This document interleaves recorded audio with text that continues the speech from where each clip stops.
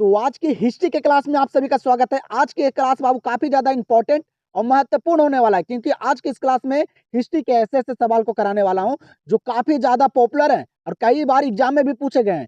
तो आप लोग को यही कहूँगा कि इस क्लास को ज़रूर देखिएगा, क्योंकि आप लोग को मैं पहले चैप्टर का हिस्ट्री का मैं सारा सब्जेक्टिव सवाल करवा दिया था, जिसमें काफ़ी सारे बच्चे का कमेंट आया था कि सर इसी प्रकार से सारे विषय का हर एक चैप्टर का सब्जेक्टिव करवा दीजिए। तो मैं आप लोग को बोला भी था कि इसी मंथ में बाबू आप लोग का सारा सब्जेक्टिव मैं क्लियर करवा दूंगा हिस्ट्री के चैप्टर बाय चैप्टर। तो आज की इस क्लास में मैं आप लोग को कराने वाला हूं आप लोग का जो हिस्ट्री का दूसरा चैप्टर है, राजा किसान और नगर। क्या है? राजा किसान और नगर, जो आप लोग का बाबू दूसरा चैप्टर है, इसका सारा इंपॉर्टेंट सवाल को कराने वाला हूँ सब्जेक्टिव। ठीक है, तो इस क्लास को जरूर देखिएगा बाबू, अगर वक्त होगा तब, क्योंकि आप लोग को मैं बता दिया हूँ कि सब्जेक्टिव क्लास आप लोग का शुरू हो गया है और इसी प्रकार से मैं आप लोग को चैप्टर बाय चैप्टर सारे सब्जेक्टिव करवा दूंगा। बाकी आप लोग को मैं लास्ट में 3 मंथ पूरा ऑब्जेक्टिव अच्छे तरह से करवा दूंगा। ठीक है, साथ में ऑब्जेक्टिव भी आप लोग को कराता चलूंगा। तो आज की इस क्लास को आप लोग देखिएगा और सारे इंपॉर्टेंट सवाल को नोट भी करते चलिएगा, क्योंकि बाबू ये सारा पूछे गए सवाल इंपॉर्टेंट सवाल है, जो आप लोग का दूसरा चैप्टर है। तो चलिए हम लोग करते हैं सारे सवाल को। चलिएगा, तो यहाँ पे देखिएगा दूसरे चैप्टर के बाबू पहले सवाल को। पहला सवाल आप लोग को दिया गया है, क्या करें यहाँ पे पहला सवाल, महाजन पदों में से किन्हीं 4 का नाम लिखें। सवाल क्या करा है, महाजन पदों में से किन्हीं 4 का नाम लिखें। अब आप लोग मेरे साथ सारे सवाल को नोट करते चलिएगा बाबू, क्योंकि नोट कीजिएगा, उसको 1 से 2 बार अगर पढ़िएगा ना तो अच्छे तरह से सारे सवाल याद हो जाएंगे। ठीक है, तो बताइएगा महाजन पदों में से किन्हीं 4 का नाम लिखे। यहाँ पे देखिएगा कह रहा है कि महाजन पदों में से 4 प्रमुख महाजन पदों के नाम। यहाँ पे देखिए 4 प्रमुख बाबू महाजन पदों का नाम दिया गया है। ठीक है, तो याद कीजिएगा, पहला है मगध, और दूसरा है कौशल, और तीसरा है बज्जी, और चौथा है अंग।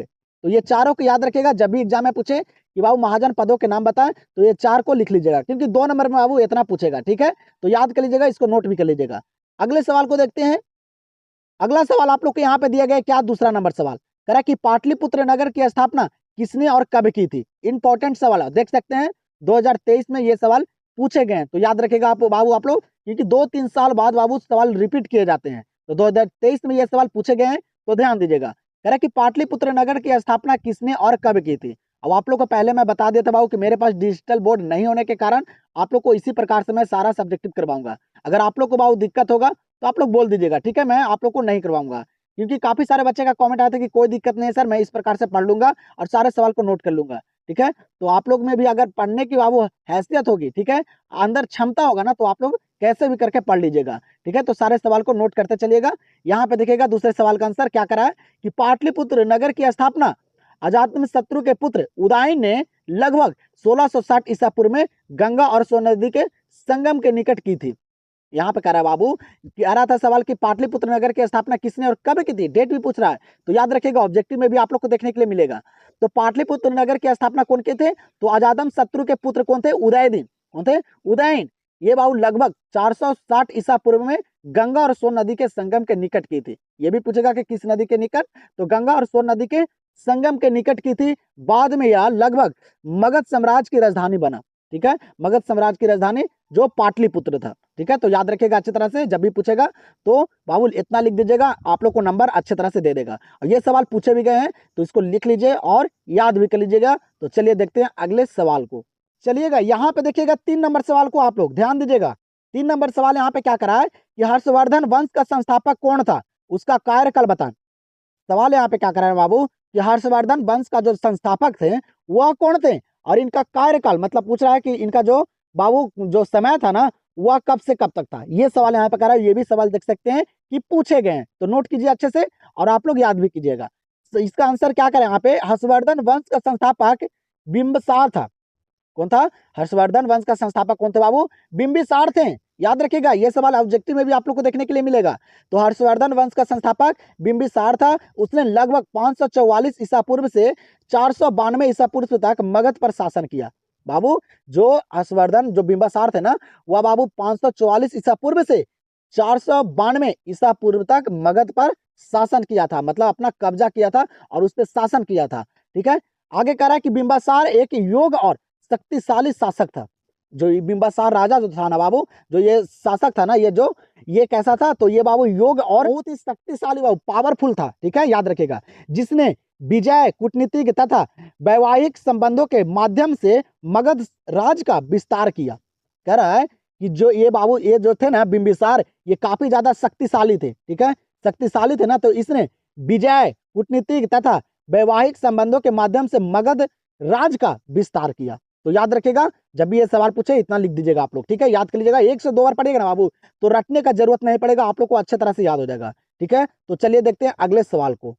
ये 4 नंबर सवाल पे ध्यान दीजिएगा आप लोग। 4 नंबर सवाल यहाँ पे क्या करा है कि अशोक के अभिलेख कहाँ प्राप्त हुए हैं, किन्हीं 4 स्थानों के नाम लिखे, बताइएगा। यहाँ पे सवाल करा है बाबू कि अशोक जो थे ना, इनका जो अभिलेख है वह कहाँ से प्राप्त हुआ है, और स्थान के नाम पूछ रहा है यहाँ पे, काफी ज्यादा इंपॉर्टेंट है, ठीक है, याद रखिएगा आप लोग, ऑब्जेक्टिव में ये सारे सवाल बाबू पूछे जाते हैं, तो ध्यान दीजिएगा आप लोग, ठीक है।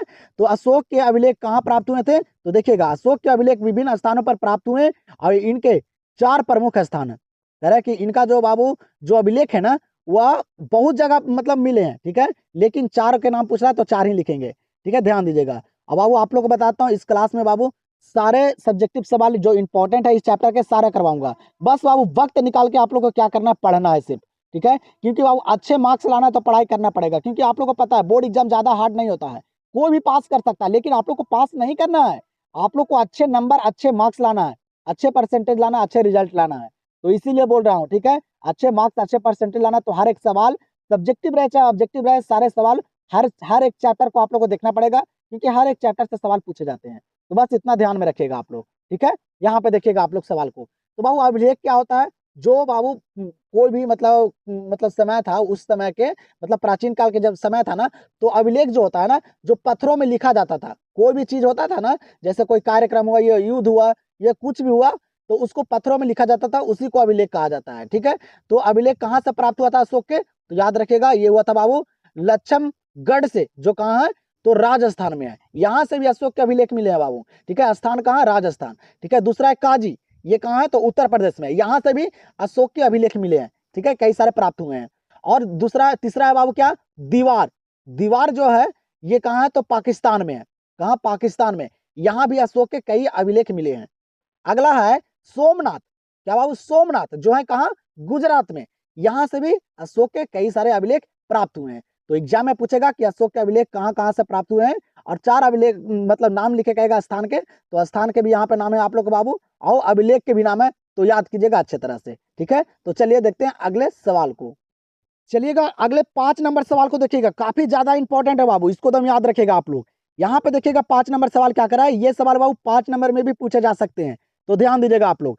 यहाँ पे सवाल कर रहा है कि मौर्य साम्राज्य के उत्थान के 2 महत्वपूर्ण कारण बता, कह रहा है कि मौर्य साम्राज्य के बाबू उत्थान मतलब होता है क्या, मतलब इनकी जो सुरक्षा होती थी, मतलब यहाँ जो आक्रमण किया जाता था ना बाबू, तो उससे जो सुरक्षा प्राप्त होता था ना, उसके बारे में कह रहा है यहाँ पे कि 2 महत्वपूर्ण कारण बताएं, मतलब क्या क्या कारण थे, ये भी सवाल देख सकते हैं कि पूछे गए हैं। तो आंसर को देखिएगा, यहाँ पे कह रहा है कि मौर्य साम्राज्य के उत्थान के 2 प्रमुख कारण थे, कौन कौन, तो पहला है बाबू भौगोलिक कारण, ठीक है, भौगोलिक कारण, और दूसरा है आर्थिक कारण, ध्यान दीजिएगा, पहला है भौगोलिक कारण और दूसरा है आर्थिक कारण।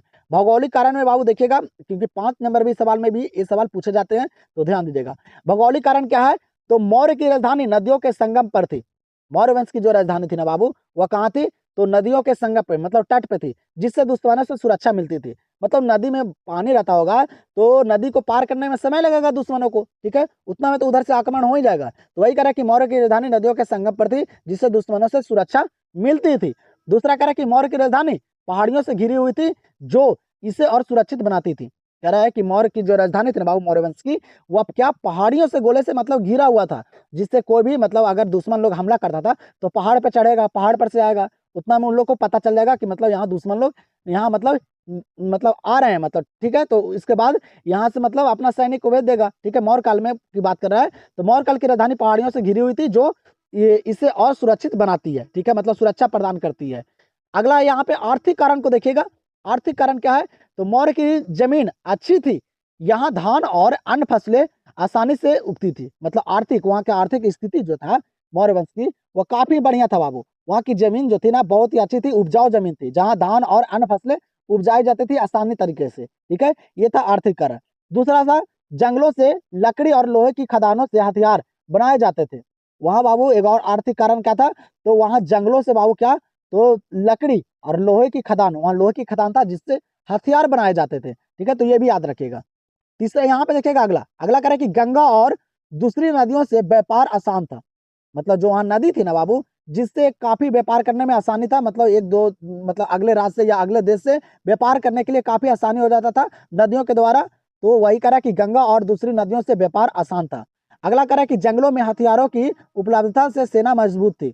मतलब कह रहा कि जंगल में बाबू, जब जंगल में लकड़ी मिल रहा था, खदान था लोहे के, तो वहां से हथियार मिलता था, तो उससे उपलब्धता जो था वह सेना बहुत उनका मजबूत था। ठीक है, मतलब उनका जो सेना था वो काफी ज्यादा स्ट्रांग हो गया था, क्योंकि सारा चीज की सुविधा था, हर एक हथियार मिलते थे उनको को। तो यही था बाबू मौर्य साम्राज्य के उत्थान के दो महत्वपूर्ण कारण। 5 नंबर में यह सवाल आप लोग को देखने के लिए मिलेगा, तो नोट कर लीजिएगा, एक दो बार पढ़ेगा याद हो जाएगा। ठीक है, चलिए देखते हैं अगले प्रश्न को। चलिएगा बाबू, अगले सवाल को देखिएगा, यहाँ पे 6 नंबर, 6 नंबर सवाल भी इंपॉर्टेंट है। 6 नंबर सवाल करे बाबू कि फयान कौन थे, वह किस शासक के काल में भारत आया। फयान जो था बाबू ये एक विदेशी यात्री था, जो कह रहा है कि ये कौन था और किस शासक के काल में आया था, मतलब यहाँ किसके शासक था तब ये फयान आया था। ठीक है, तो देखिएगा आंसर, कह रहा कि फयान एक चीनी बौद्ध यात्री था, वह चंद्रगुप्त द्वितीय विक्रम द्वितीय के काल में भारत आया था। आसान सा सवाल है, 2 नंबर का है, ठीक, कितना लिख दीजिएगा। कह रहा कि फयान कौन था, तो ये बाबू चीनी बौद्ध यात्री था, ऑब्जेक्टिव में भी देखने के लिए मिलेगा। कौन था, चीनी, मतलब ये चीन के रहने वाला था बाबू, और बौद्ध धर्म के प्रचारक था। तो चीनी यात्री था, बौद्ध यात्री था ये, वह किसके काल में आया था, तो चंद्रगुप्त द्वितीय, जिसको विक्रम द्वितीय भी कहा जाता है, तो चंद्रगुप्त द्वितीय के काल में ये बाबू भारत आया था। तो याद रखिएगा अच्छे तरह से। चलिए देखते हैं अगले सवाल को। तो आप लोग को क्लास करने में मजा आ रहा है कि नहीं आ रहा बाबू, आप लोग कमेंट सेक्शन में जरूर बताइएगा। ठीक है, आप लोग को इसी प्रकार से सारे विषय का मैं करवाऊं हर एक चैप्टर को, तो आप लोग जरूर कमेंट सेक्शन में यस लिखिएगा। ठीक है, अपना राय जरूर बताइएगा बाबू। ठीक है, क्योंकि मेरे पास वो सारी सुविधा नहीं है कि आप लोग को मैं अच्छे तरह से पढ़ा सकूं। जैसे हो रहा है बाबू वैसे मैं आप लोग को करवा रहा हूँ, तो बस आप लोग मजबूरी समझिए, और आप लोग में अगर क्षमता होगा ना बाबू, तो आप लोग कैसे भी करके पढ़ लीजिएगा। मैं यहाँ पे सारे सवाल आप लोग को दे रहा हूँ ना, उसको नोट कीजिए, याद कीजिए, बस इतना ही कीजिए आप लोग। ठीक है, यहाँ पे देखिएगा 7 नंबर को। क्लास पसंद आ रहा हो तो एक लाइक जरूर कीजिएगा आप लोग, कमेंट में अपना राय जरूर बताइएगा बाबू। मैं सारे बच्चे का कमेंट देखता हूँ, अगर आप लोग का मन नहीं है पढ़ने का इस तरह से, तो मैं क्यों पढ़ाऊंगा, नहीं पढ़ाऊंगा। ठीक है, तो आप लोग जरूर अपना राय बताइएगा कमेंट सेक्शन में। देखिएगा सवाल क्या करा है, कालिदास द्वारा रचित दो प्रसिद्ध नाटक निम्नलिखित है। यहाँ पे सवाल करा था ना बाबू कि कालिदास द्वारा जो रचित दो प्रसिद्ध नाटक हैं उसको लिखिए। ठीक है, तो आंसर को देखिएगा, कह रहा है कि कालिदास संस्कृत के महान कवि और नाटककार थे। कालिदास जो है ना बाबू, ये संस्कृत के महान कवि कहा जाता है इनको, और ये नाटककार थे। इनके दो प्रसिद्ध नाटक निम्नलिखित है, इनका जो प्रसिद्ध नाटक है वो निम्नलिखित है। पहला देखिएगा, दो पूछ रहा है तो दो ही के जवाब देंगे। पहला है बाबू क्या, अभिज्ञान शकुंतलम, क्या है, अभिज्ञान शकुंतलम, ये है बाबू इनका एक प्रसिद्ध नाटक। दूसरा क्या है, तो मालविका निमित्रम, क्या है, मालविका निमित्रम, ये बाबू दो इनका प्रसिद्ध नाटक है। तो ये दोनों को लिख लीजिएगा और एक बार देख लीजिएगा। ठीक है, चलिए देखते हैं अगले सवाल को। चलिएगा, तो आप लोग देखिएगा अगले सवाल को, काफी ज्यादा इंपॉर्टेंट सवाल है। सवाल करा कि कलिंग युद्ध का अशोक पर क्या प्रभाव पड़ा। ये सवाल बाबू 2022 में पूछे गए हैं, और काफी ज्यादा इंपॉर्टेंट सवाल है। वो आप लोग बताता हूँ, 3-4 साल बाबू पीछे वाले सवाल रिपीट किए जाते हैं। तो कलिंग युद्ध का अशोक पर क्या प्रभाव पड़ा था, देखिएगा यहाँ पे, कलिंग युद्ध के बाद अशोक पर निम्नलिखित प्रभाव पड़ा। कह रहा है कि कलिंग युद्ध के बाद बाबू अशोक पर कैसा प्रभाव पड़ा था, तो बहुत सारे प्रभाव पड़े थे। यहाँ पे देखिएगा पहला प्रभाव, कह रहा है कि खून खराबे को देखकर उसने हिंसा छोड़ की और अहिंसा अपनाई। कह रहा है कि बाबू खून खराबों को देखकर क्या किए थे, वह हिंसा छोड़ दिए थे और अहिंसा अपनाए थे। मतलब खून खराबे को देखकर बाबू मारपीट, ये सारे मतलब किसी को दुख देना या किसी को अपमान पहुंचाना या मारपीट करना, खून खराबे को बाबू छोड़ के क्या अपनाए थे, तो वे अहिंसा अपना लिए थे। ये था बाबू पहला। ठीक है, दूसरा यहाँ पे कह रहा है कि उसने धर्म फैलाना शुरू किया और मांसाहार व शिकार छोड़ दिया, मांसाहार व शिकार छोड़ दिया। कह रहा है कि वह धर्म, मतलब कोई भी धर्म में जुड़ गए और उसको बाबू उनका प्रचार करने लगे, और क्या, तो मांसवार मतलब शिकार करना, मांस करना, ये सारे मतलब मारपीट, खून खराबा, ये सारे छोड़ दिए। ये कह रहा है यहाँ पे दूसरा। तीसरा क्या करा कि अशोक ने बौद्ध धर्म अपनाया और इसे राज का धर्म बनाया। कह रहा है कि अशोक जो था ना बाबू, ये कौन से धर्म अपनाया था, ये भी ऑब्जेक्टिव में पूछे जाते हैं। तो बौद्ध धर्म अपनाए थे और इसे राज का धर्म बनाया, मतलब राज का धर्म बनाया था कि यही राज का धर्म रहेगा। कौन सा धर्म, तो बौद्ध धर्म अपनाए थे ये बाबू, कौन, तो अशोक ने। और ये इसी का प्रचार फैलाल, मतलब प्रचार करना शुरू कर दिए थे सारे राज्य में। तो याद रखेगा आप लोग अच्छे तरह से। ठीक है, इसको अपने भाषा में अगर लिखिएगा ना अच्छे तरह से पढ़ के, तो वो सबसे बेहतर रहेगा। अगला यहाँ पे कि उसने प्रजा की भलाई के लिए कई काम किए। अशोक जो था ना, ये प्रजा की भलाई के लिए बहुत सारे काम किए थे। ठीक है, उनको जे चीज की सुविधा नहीं थी वो सारी सुविधाएं उपलब्ध करवाई। ठीक है, तो ध्यान रखिएगा। अगला यहाँ पे 5 नंबर क्या करा कि वह बन गए न्यायप्रिय और धर्मपरायण शासक। कह रहा है कि ये जो शासक थे, अशोक जो थे, ये कैसा शासक बन गए थे? तो न्यायप्रिय, ठीक है, न्यायप्रिय और धर्म परायण, मतलब धर्म से आश्रित, ठीक है, धर्म के अनुसार ये एक अच्छा शासक बन गए थे बाबू, न्याय के प्रिय हो गए थे। तो याद रखिएगा अच्छे तरह से, ये थे कलिंग युद्ध का अशोक पर जो प्रभाव पड़ा था ना इसके बाद, वही ये कारण थे। तो इसको भी याद रखिएगा, सवाल पूछे गए हैं। चलिएगा तो देखिएगा 9 नंबर सवाल को, और आप लोग बाबू सारे सवाल को नोट करते चलिएगा, ठीक है। यहाँ पे देखिएगा 9 नंबर सवाल क्या करा है, कह रहा है कि अशोक द्वारा धर्म प्रचार हेतु किए गए 2 उपायों को लिखे। कह रहा है कि अशोक जो थे बाबू, जो धर्म का प्रचार किए थे ना, उसके 2 उपाय को लिखे। ये सवाल यहाँ पे कह रहा है, इंपॉर्टेंट सवाल है, देखिएगा आप लोग। कह रहा है कि सम्राट अशोक ने धर्म और अहिंसा के प्रचार के लिए कई उपाय किए, उनके 2 मुख्य उपाय थे। कह रहा है कि जो सम्राट अशोक थे ना बाबू, वह धर्म और अहिंसा के प्रचार के लिए कई उपाय किए, जिनके 2 प्रमुख यहाँ पे देख लीजिए आप लोग, क्या थे? तो पहला था अशोक स्तंभ और शिलालेख। क्या करा है कि अशोक स्तंभ और शिलालेख, शिलालेख आप लोग को पीछे बताया था बाबू, जो पत्थरों में खुदवा खुदवा के लिखा जाता था, और स्तंभ जो जैसे हम लोग का मंदिर मस्जिद जो होता है ना, उसी प्रकार से एक स्तंभ बनाया जाता था, ठीक है। तो अशोक स्तंभ और शिलालेख, कह रहा है कि अपने राज्य के अलग अलग जगहों पर धर्म के उपदेश खुदवाएं, ताकि लोग अहिंसा और धर्म का पालन करें। कह रहा है कि अपने अपने बाबू, मतलब जो राज है उस जगह पे, मतलब अलग अलग जगह पे क्या कहते हैं, तो धर्म के उपदेश खुदवाएं, मतलब लिखवाएं, और वहाँ बाबू आस्था बनाएं, तो ताकि लोग लोग जो है वहाँ के, वह हिंसा और धर्म का पालन करें। ये था बाबू पहला इनका उपयोग धर्म प्रचार के। दूसरा यहाँ पे कह रहा है कि धर्म प्रचारक नियुक्ति करना। कह रहा है कि धर्म प्रचारक नियुक्त करना, धर्म महापात्र को भेजा। बाबू जो धर्म के जो महान पात्र होते थे, ठीक है, जो महान लोग होते थे, उनको भेजा कहाँ? तो जिन्होंने भारत और दूसरे देशों में धर्म का प्रचार किया। ये था बाबू, आसान सा सवाल, 1-2 बार पढ़िएगा तो आप लोग को समझ में आ जाएगा।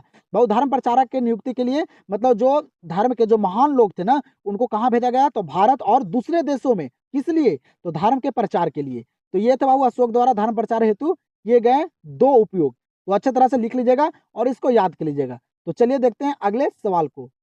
चलिएगा अब 10 नंबर सवाल को आप लोग देखिएगा, बताइएगा बाबू यहाँ पे 10 नंबर सवाल का आंसर। और काफी सारे बच्चे का कमेंट आ रहा था दूसरे चैप्टर के लिए, तो ये दूसरा चैप्टर मैं आप लोग को करवा दे रहा हूँ। अगले क्लास में आप लोग का तीसरा चैप्टर भी करवा दूंगा बाबू। कोशिश करूंगा कि आप लोग के 1 मंथ में सारा विषय का सब्जेक्ट भी इसी प्रकार से करवा दूं, ठीक है। तो बस यहाँ पे बने रहिए और अच्छे तरीके से पढ़ाई कीजिएगा, ठीक है। 10 नंबर सवाल को देखिएगा।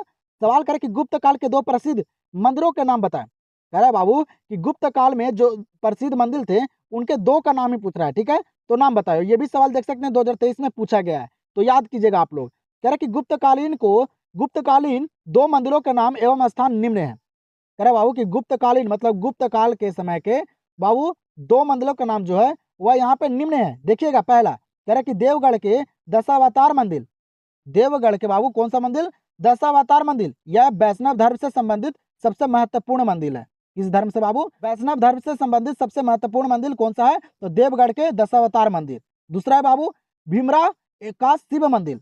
रह कि भीमरा का शिव मंदिर, यह शैव धर्म से संबंधित सबसे महत्वपूर्ण मंदिर है, मतलब शिव धर्म से बाबू। तो याद रखिएगा अच्छी तरह से, ये सवाल पूछे गए हैं, तो नोट कीजिएगा इसको और अच्छी तरह से याद कर लीजिएगा, काफी इंपॉर्टेंट सवाल है। तो चलिए देखते हैं अगले सवाल को। चलिएगा अगले सवाल को देखिएगा, यहाँ पे काफी ज्यादा इंपॉर्टेंट सवाल है। देख सकते हैं कि ये भी सवाल पेपर में पूछे गए 2022 के पेपर में बाबू, ठीक है। ध्यान दीजिएगा। सवाल करें कि मौर्यकालीन इतिहास के किन्हीं 2 प्रमुख साहित्यक स्रोतों के नाम बताएं। यहाँ पे सवाल क्या करे बाबू कि जब शासन काल था मौर्य काल के, तो उस समय के इतिहास के किन्हीं 2 प्रमुख साहित्यक स्रोतों के नाम बताएं। ये सवाल यहाँ पे करा है, मतलब जो बाबू जो मौर्य काल के जो बारे में लिखा गया है, वह किस में लिखा गया है उसका नाम पूछ रहा है यहाँ पे, ठीक है। तो यहाँ पे देखिएगा आंसर को, काफी आसान सा सवाल है। कह रहा है कि मौर्यकालीन इतिहास के 2 प्रमुख साहित्य स्रोत ये हैं, पहला है इंडिका और दूसरा है बाबू अर्थशास्त्र। क्या है? इंडिका और अर्थशास्त्र। ये है बाबू मौर्यकालीन इतिहास के 2 प्रमुख साहित्यिक स्रोत। तो याद रखिएगा अच्छी तरह से, ऑब्जेक्टिव में ये सवाल आप लोग को देखने के लिए मिल सकते हैं, तो याद रखिएगा बाबू, ठीक है। इंडिका के लेखक कौन है? तो मेगास्थनीज, एग्जाम में पूछे जाते हैं। इंडिका कौन लिखे हैं? तो मेगास्थनीज लिखे हैं। और अर्थशास्त्र कौटिल्य, जिसका नाम चाणक्य भी है, ठीक है। और विष्णुगुप्त भी इनको बोला जाता है। तो याद रखिएगा अच्छी तरह से, इंपॉर्टेंट सवाल है, ये सब्जेक्टिव में भी पूछे गए हैं, लेकिन आप लोग को ऑब्जेक्टिव में भी ये सवाल देखने के लिए मिलेगा, तो याद कर लीजिएगा, इसको भी नोट कर लीजिएगा। तो चलिए देखते हैं अगले सवाल को। चलिएगा बाबू यहाँ पे ध्यान दीजिएगा आप लोग, यहाँ पे क्या करा, 12 नंबर सवाल करा कि मौर्यकालीन कला एवं स्थापत्य का वर्णन करें। करा कि बाबू मौर्यकालीन की जो कला था, ठीक है, जो स्थापत्य था, उसका वर्णन करने के लिए यहाँ पे कह रहा है। ये भी सवाल पूछे गए हैं, ध्यान दीजिएगा। पूछे गए सवाल मैं इसलिए आप लोग को करवा रहा हूँ बाबू, क्योंकि ये सारे सवाल जो हैं एग्जाम में पूछे जाते हैं। देख सकते हैं कि इस चैप्टर से भी सवाल एग्जाम में पूछे जा रहे हैं, तो आप लोग को याद करना पड़ेगा, ठीक है। आप लोग को सिर्फ पास नहीं करना है, अच्छे मार्क्स लाना है। कह रहे कि मौर्यकालीन में कला और स्थापत्य बहुत उन्नत था, मतलब बहुत ही उन्नत था बाबू, बहुत ही अच्छा था। कह रहे कि इस समय बड़े बड़े पत्थर के स्तंभ, सुंदर मूर्तियां और स्तूप बनाए गए। कह रहा है कि उस समय बाबू मौर्यकालीन, जब मौर्य काल का शासन काल था, चंद्रगुप्त मौर्य का, ठीक है, वही स्थापना किए थे मौर्य काल के बाबू। तो याद रखिएगा, कह रहा है कि इस समय बड़े बड़े पत्थर के स्तंभ, मतलब देख सकते हैं यहाँ पे चित्र में, बड़े बड़े पत्थर के क्या बनाए जाते थे, तो स्तंभ बनाए जाते थे। और सुंदर मूर्तियां, क्या सुंदर मूर्तियां बनाई जाती थी, और स्तूप बनाए गए थे। स्तूप आप लोग देख सकते हैं, ठीक है, बनाए गए थे। सांची और सारनाथ जैसे स्थानों पर स्तूप आज भी देखे जा सकते हैं। कह रहा है कि बाबू अभी आप लोग सांची में जाइएगा ना और सारनाथ में, तो अभी भी वहाँ स्तूप है। कई सारे स्तूप हैं जो काफी नष्ट हो गए हैं, ठीक है, हट गए हैं, ठीक है, सारे खत्म हो गए हैं। लेकिन अभी भी सांची और सारनाथ जैसे स्थानों पे बाबू अभी भी इस समय भी अभी स्तूप है, आप लोग जाके देख सकते हैं। कह रहा है कि सम्राट अशोक ने 84,000 बौद्ध स्तूप और विहार बनवाए थे। कह रहा है बाबू कि सम्राट अशोक ने 84,000 बौद्ध स्तूप कहाँ बनाए थे, तो बिहार में बनवाए थे। याद रखिएगा, काफी ज्यादा इंपॉर्टेंट सवाल है, ये ऑब्जेक्टिव में देखने के लिए मिलेगा, ठीक है। 84,000 से ज्यादा स्तूप बनाए थे अशोक सम्राट। तो याद रखिएगा, इंपॉर्टेंट सवाल है, सवाल पूछे गए हैं, तो याद कर लीजिएगा, इसको अच्छी तरह से नोट कर लीजिएगा। देखते हैं अगले सवाल को। ठीक है, तो इस सवाल पे ध्यान दीजिएगा, ये सवाल काफी ज्यादा इंपॉर्टेंट है बाबू। कह रहा है कि इतिहास लिखने में अभिलेखों का क्या महत्व है। ये सवाल कई बार पूछे गए हैं, देख सकते हैं 2016, 18 और 2020 में भी। ये सवाल बहुत ही ज्यादा इंपॉर्टेंट है, इसको नोट कीजिए अच्छी तरह से और रट जाइएगा, VBI सवाल है बाबू, ठीक है। सवाल करें कि इतिहास लिखने में अभिलेखों का क्या महत्व है। इतिहास लिखने में अभिलेखों का बहुत महत्व है बाबू। कह रहा है कि इतिहास लिखने में अभिलेखों का क्या बहुत ही महत्व है, क्योंकि अभिलेखों में पहले लिखा जाता था। तो इतिहास को जानने के लिए आप जो इतिहास में लिखा जा रहा है बाबू, तो वो कहाँ से लिखा जा रहा है, तो अभिलेखों के द्वारा लिखा जा रहा है। अभिलेखों में जो चीज लिखा गया था वही चीज अब इतिहास में लिखा जा रहा है। तो इतिहास लिखने में अभिलेखों का बहुत महत्व है। प्राचीन काल में जो घटनाएं होती थी, राजा उन्हें अभिलेखों में खुदवाते थे। कह रहा है कि बाबू प्राचीन काल में, पहले के समय में, जब राजा महाराजा का शासनकाल था, तब बाबू जो भी घटना होता था उसको राजा महाराजा जो थे वह अभिलेखों में खुदवाते थे। इन अभिलेखों को पढ़कर हमें उस समय के शासन, समाज, धर्म, युद्ध और लोगों के जीवन के बारे में सही जानकारियां मिलती है। कह रहा है बाबू कि इन अभिलेखों को पढ़कर हमें शासन काल की, साम्राज्य की, धर्म की, युद्ध की और लोगों के जीवन के बारे में सही जानकारियां मिलती हैं अभिलेखों द्वारा बाबू। इसीलिए अभिलेख इतिहास के विश्वसनीय स्रोत माने जाते हैं, मतलब बाबू विश्वास के। क्योंकि हम लोग विश्वास किस पे करते हैं, अभिलेखों पे, क्योंकि वो पत्थरों में लिखा गया था और जो पहले की बातें वही, तभी हम लोग विश्वास करते हैं कि नहीं, पहले राजा महाराजा और इस तरह के लोग रहते थे, इस तरह के शासन काल था, ठीक है, क्योंकि अभिलेखों में लिखा गया है। आगे यहाँ पे कह रहा है कि इतिहास, शासन और समाज के बारे में जानकारियां मिलती है। अभिलेखों से क्या मिलती हैं, तो इतिहास और शासन और समाज के बारे में जानकारियां मिलती है। अभिलेख लिखवाने लिखवाने की शुरुआत अशोक ने की थी बाबू। अशोक जो थे ना, यही बाबू क्या किए थे, तो अभिलेख लिखने का शुरुआत किए थे। तो इंपॉर्टेंट सवाल, इसको याद कर लीजिएगा, इसको नोट भी कर लीजिएगा, काफी ज्यादा इंपॉर्टेंट है, ठीक है। आप लोग देख सकते हैं कि कई बार ये सवाल पूछे भी गए हैं। तो चलिए देखते हैं अगले सवाल को। चलिएगा, तो आप लोग देखिएगा अगले सवाल को। यहाँ पे अगला सवाल करे कि मेगास्थनीज कौन था। ये भी इंपॉर्टेंट सवाल है, इनको बारे में जानिएगा बाबू, कई सारे ऑब्जेक्टिव पूछे जाते हैं। कह रहे कि मेगास्थनीज कौन था। आंसर को देखिएगा, कह रहे मेगास्थनीज चंद्रगुप्त मौर्य के दरबार में एक यूनानी राजदूत था। पूछेगा कि मेगास्थनीज कौन था, तो बाबू एक राजदूत था जो चंद्रगुप्त मौर्य के दरबार में आया था। कह रहा है कि जिसे सेल्यूकस ने भारत भेजा था। मेगास्थनीज ने अपनी यात्रा के अनुभवों को इंडिका नामक पुस्तक में लिखा। जो मेगास्थनीज बाबू भारत आया था ना, यह आया था चंद्रगुप्त मौर्य के दरबार में, जिसे राजदूत कहा जाता था। इसको भेजा था बाबू कौन, सेल्यूकस, ये भेजे थे बाबू भारत, ठीक है।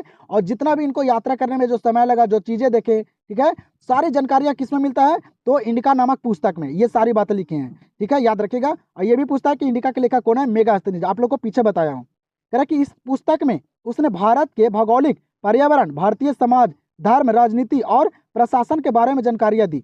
कह रहा है इस बुक में बाबू मेगास्थनीज जो है ना, ये लिखे हैं भौगोलिक, पर्यावरण के बारे में, भारतीय समाज के बारे में, धर्म के बारे में, राजनीति और प्रशासन के बारे में सारी जानकारियां मिलती हैं इस पुस्तक से, जो लिखे हैं मेगास्थनीज।